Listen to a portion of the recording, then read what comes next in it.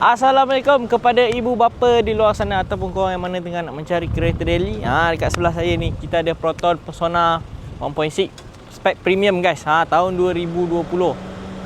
So kalau korang nak saya review kereta ni, stay tune guys.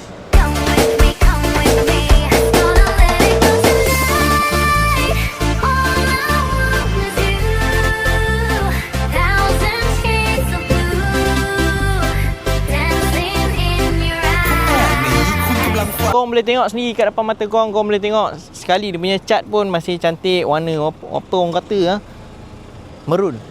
Dan juga rim 15 inci daripada original kilang dan juga lampu dia pun original lagi, so memang cun.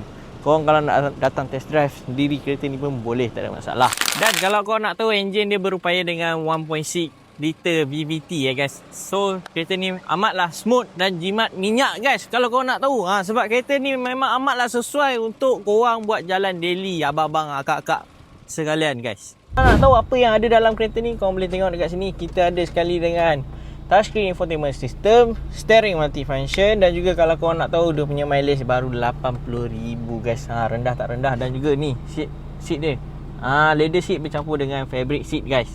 Dan juga pasal dia punya safety, kereta ni dia ada 6 airbag, ABS dan juga EBD serta dengan adaptive cruise control guys. So kereta ni amatlah sesuai untuk kepada abang-abang kakak buat daily drive guys. Sebab kereta ni jimat minyak dan safety feature dia pun boleh tahan adalah. Dan korang jangan lupa bonnet belakang dia pun agak luas guys. So korang boleh letak dalam 3 ke 4, 5 luggage. Dan juga bahagian kabin belakang dia pun luas juga untuk yang mana ada family dalam anak 3-4 orang macam tu pun boleh sumbat lagi sikit. Tapi agak ni lah.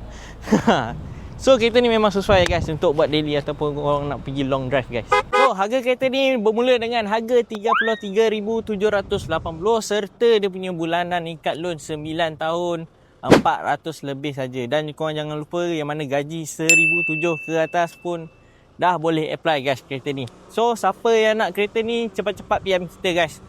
Dan korang boleh terus booking kereta ni serendah RM12 saja. So siapa cepat dia dapat. Sudah faham? Sila komen. Assalamualaikum.